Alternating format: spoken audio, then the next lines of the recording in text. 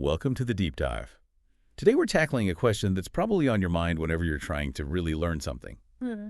How do you make the process truly stick, truly engaging? Yeah, it's a big one. We've been looking at some fascinating research focused on how classrooms can build a real love of reading. Yeah, And we figured the core ideas here are gold for anyone who wants to get more out of what they read, which, let's be honest, is likely you. absolutely.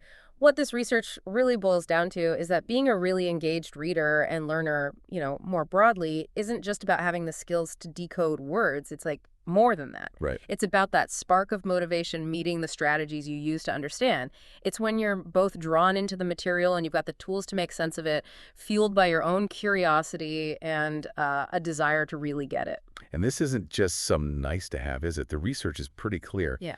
If you want to really grow your understanding, reading widely and often is key. It's the bedrock. Totally. The bedrock of expanding your knowledge and sharpening your mind.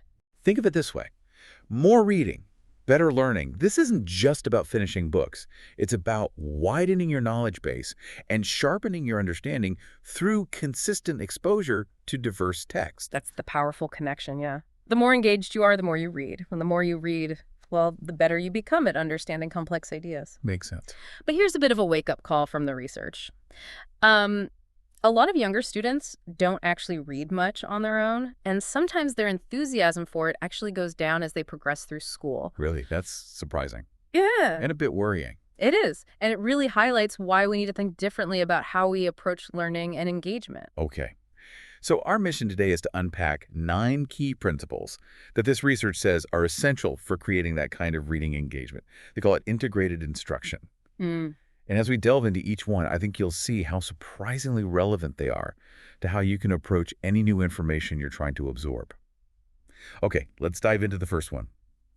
Conceptual themes. What's the core of this idea? At its heart, this principle suggests that learning works best when it's organized around big interconnected ideas that, cut across different subjects. Okay. Instead of keeping things in separate boxes like science here, history there, literature somewhere else, you look for the natural links. Think of weaving them together. So the research gives some examples. Yeah. Adaptation in biology, maybe? Mm-hmm. Weather patterns? Exactly. Or even simple machines in physics. So instead of just studying, say, the water cycle in isolation, you might also explore how different cultures have written about rain. Or how historical events were influenced by droughts, maybe. Right. It's about seeing the bigger picture. Okay. And the real power of this approach is that it encourages what's called a mastery goal orientation. Mastery goal. What does that mean exactly? Think of it this way. Focusing on truly understanding something rather than just like acing a test. Right, getting the grade. Yeah, that actually makes the learning stick better and becomes more interesting for you. The research shows that this mindset leads to a deeper processing of information compared to when you're just trying to perform. That totally resonates. If you're genuinely trying to grasp a big idea and see how it connects to different areas, you're naturally going to dig deeper, aren't you? You are. The research even shares a little snapshot from a classroom to illustrate this. Tell us about what Mrs. Johnson was doing with her students and the butterflies. Oh, this is a perfect example. So, Mrs. Johnson was teaching about the incredible journey of monarch butterfly migration. But instead of just assigning a chapter to read, Which can be dry. right, she started by connecting it to something the students were already doing, raising their own butterflies in the classroom. Hands-on. Totally. She asked them a simple but really powerful question. What do you think happens to your butterflies after you let them go? Ooh, good question. And it sparked this fantastic discussion. The students started using what they'd read and their own observations to figure out that the whole migration isn't completed by a single butterfly. It's like a multi-generational relay race. Wow. What struck me about that was how she brought in so many layers. The hands-on experience, the interesting info about migration, and then guiding them to actively look for answers in the text. Mm-hmm. It wasn't just about reading words, it was about solving a real question. Absolutely. And that leads us directly to the second principle, real-world interactions. Okay? This emphasizes how crucial it is to engage with actual objects, events, and experiences that relate to the big theme you're exploring. Getting your hands dirty, basically. Yeah, pretty much. It's about moving beyond abstract ideas and grounding your learning in something you can see, touch, or, experience. Think about doing experiments, making observations, going on field trips, even something as simple as examining a leaf closely.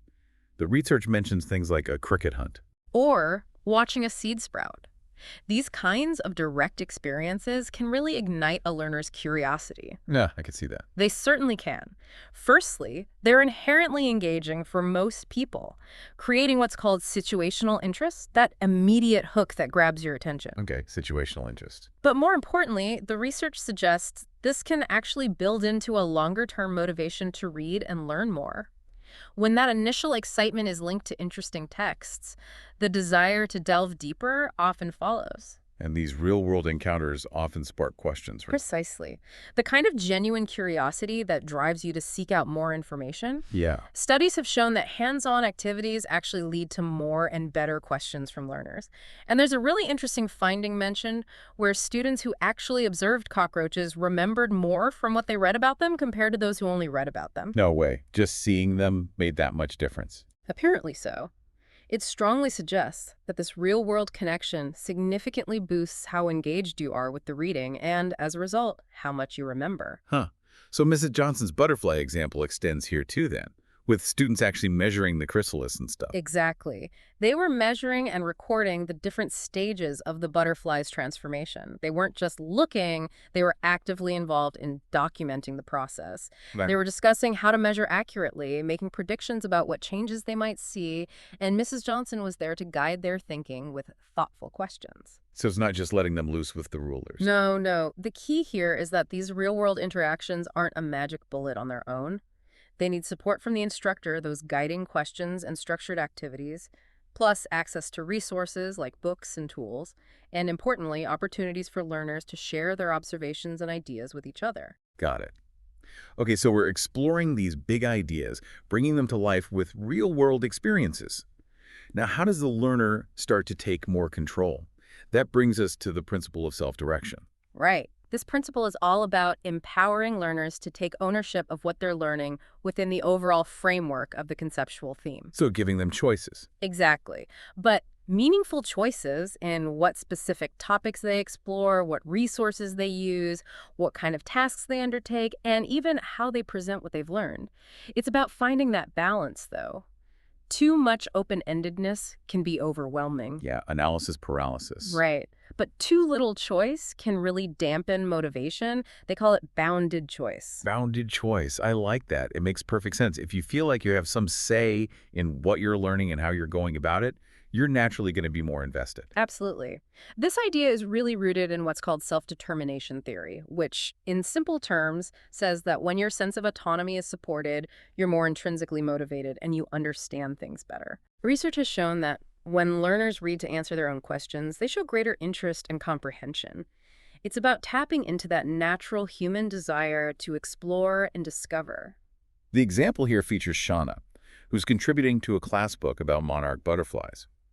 She gets to decide what aspects she wants to focus on. Right, she picks the colors. In this case, the different colors of the butterfly and why those colors might be important. She actively searches the class library for relevant books to help her choose her specific angle. Exactly. She's not just assigned a topic. She's formulating her own based on her observations and her own questions. And as she does her research, she's making discoveries and sharing them, which again shows how these principles often work together, Yeah, they seem really interconnected. They are. But as we've touched on before, this kind of self-directed learning relies on having the necessary skills, knowing how to find information, how to use reference materials effectively. Strategy instruction is key. Right. Okay, now all this exploration needs fuel, doesn't it? And that comes in the form of the fourth principle. Interesting text. This one might seem obvious, but it sounds like it goes beyond just picking books that look appealing. You're right. It does. It's about providing a rich and varied collection of informational resources. Think expository books, reference materials, online databases alongside literary texts like novels, folk tales, poetry. So a mix of stuff. A real mix. And crucially, these resources should span a wide range of difficulty to match both the learner's interests and their current understanding. Engaging details and helpful illustrations are also key. Can't forget those. The research really underscores the power of simply having access to books, doesn't it? It mentions a study linking the number of books in a classroom to reading achievement. Yeah, even when you account for things like socioeconomic background, it's pretty compelling evidence. It really is. Access matters. But it's not just about quantity, it's about having resources that are actually engaging and relevant. Interesting texts are much more likely to capture attention, encourage learners to spend more time reading, and ultimately help them build their vocabulary and deepen their understanding. Aaron's example here is a good one. He's trying to figure out where his tagged butterfly might have gone after it was released.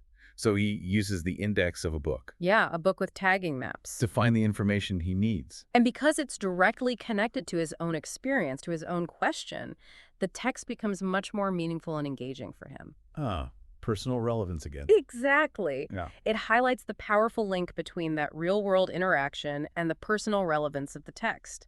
And these interesting resources often have built-in features like captions, maps, and indexes that are essential for navigating the information. Which connects back to needing those strategies we talked about. You got it. It all ties together. So we're exploring these themes with interesting resources, maybe choosing our own path a bit. And now the social element comes into play with the fifth principle, social collaboration.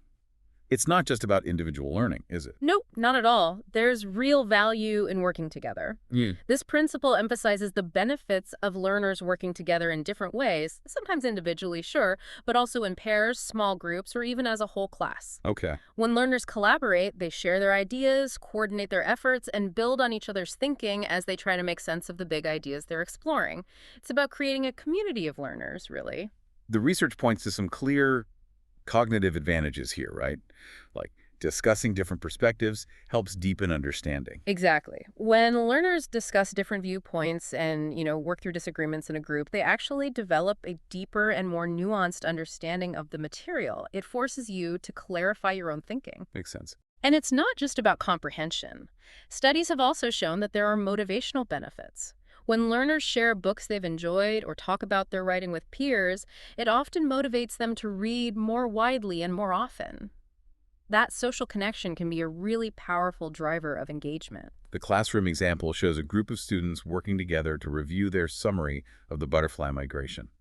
They're questioning things, suggesting better phrasing. Yeah, they're questioning things that might be missing, suggesting better ways to phrase things, and realizing they need to add more supporting details. It's a really active process of constructing understanding together. So it's not just dividing up the work. Not at all. What's fascinating is that their conversation is centered around truly understanding the migration, the why, and the how, rather than just getting the assignment done.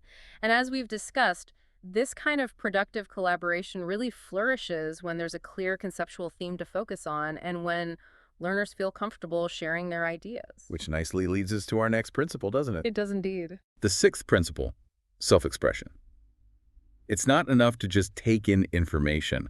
Learners need opportunities to articulate what they understand in ways that feel authentic to them. Precisely, and ways that connect with their own backgrounds too. This principle is about the tasks we use to help learners demonstrate what they've learned. Yeah. When they have a voice in choosing how they want to show their understanding, whether it's through writing, creating something, presenting, or some other means, it fosters a sense of ownership and personal connection to the learning. It shifts the focus from just performing for a grade to truly showing what they know.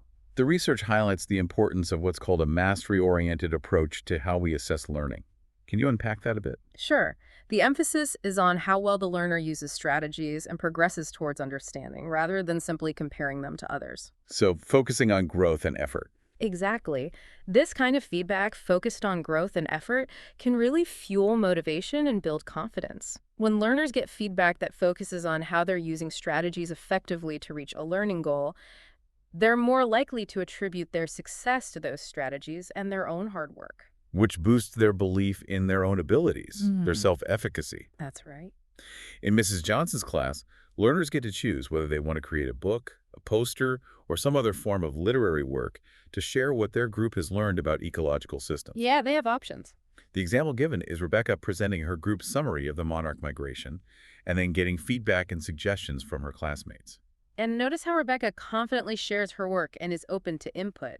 This really highlights the importance of a supportive learning environment where learners feel like they have some expertise and a good grasp of the material, but also feel comfortable receiving and using feedback to improve. Yeah, that takes trust. It does. This all builds on that sense of self-efficacy and the social support we talked about earlier. Okay, we're getting a really clear picture of this integrated approach.